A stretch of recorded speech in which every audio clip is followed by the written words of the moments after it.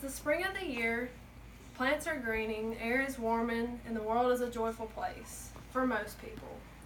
In the farming community, this is a symbol of a growing season beginning with one less fellow farmer, a few less acres to plant, and a few less dollars than the year before. These attributes are distinguishing the slow diminish of the American farmer. This is unfortunate for everyone because if you've eaten or you have clothes on your back, you depend on multiple farmers. Our lives revolve around farm production. I've witnessed the decline of the United States farmer firsthand. My family's farm, Nipco, was auctioned off after generations of operation due to the less than favorable conditions of the farm industry. The decline of farming in the United States of America is due to the increase of urbanization and demand for land, the lack of young people willing to take on the task, and the slow decline of income for farmers due to poor legislation. So let's begin by discussing the urbanization of America. There's been a remarkable increase of urbanization that has come at a steady rate. This has caused a loss of farmland.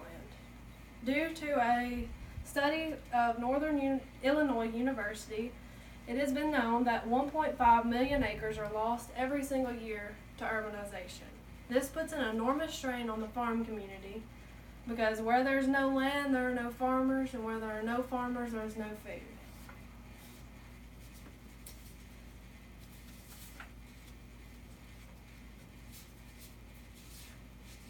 Not only has urbanization inflicted negative effects on the American farmer, but the lack of young people that are willing to take over have also induced this negative trend.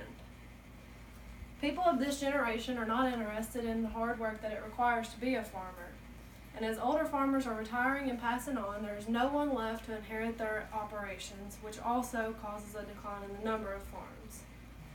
According to the United States Environmental Protection Agency, approximately 40% of today's farmers are 55 years or older. The graying of the farm population today raises concerns about the long-term health of the American farm. According to this graph here, that is courtesy of ageconomist.com by David A. Wadmar, as you can see here, the average age of the U.S. farmer has been on a steady rise since 1945. In 1945, the average age was about 48. In 2005, it was almost 60 and still on the rise. These must cause concern and raise the questions, why are farmers not entering this industry?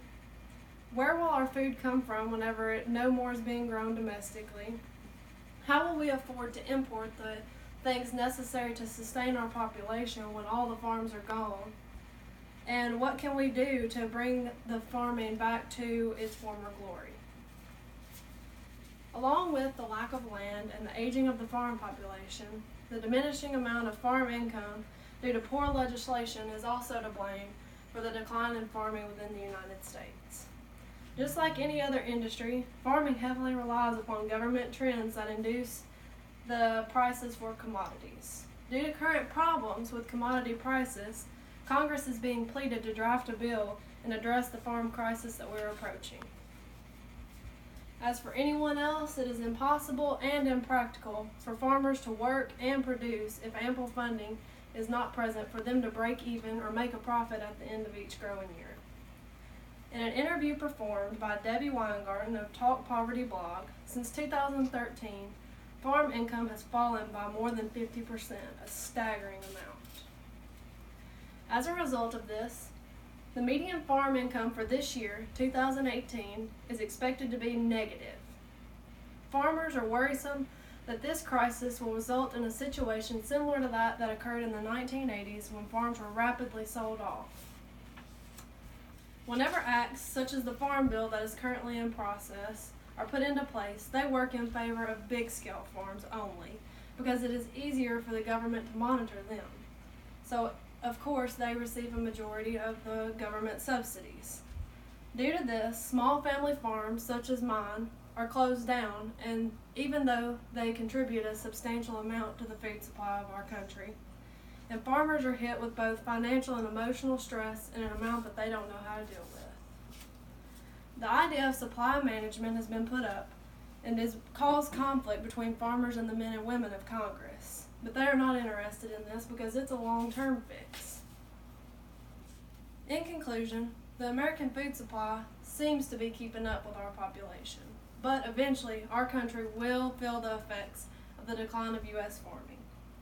The shift of our country's population from rural areas to urban has pushed boundaries of cities outward and taken many acres of fertile farmland with it. The people of Congress that are refusing bills that could fix this are also not helping to preserve rural America and forcing operations that have been open for generations to close down. As a result, there are, of course, fewer people interested in agriculture than ever before. The American farmer is a rare and dying breed, one that we should appreciate each and every chance that we get.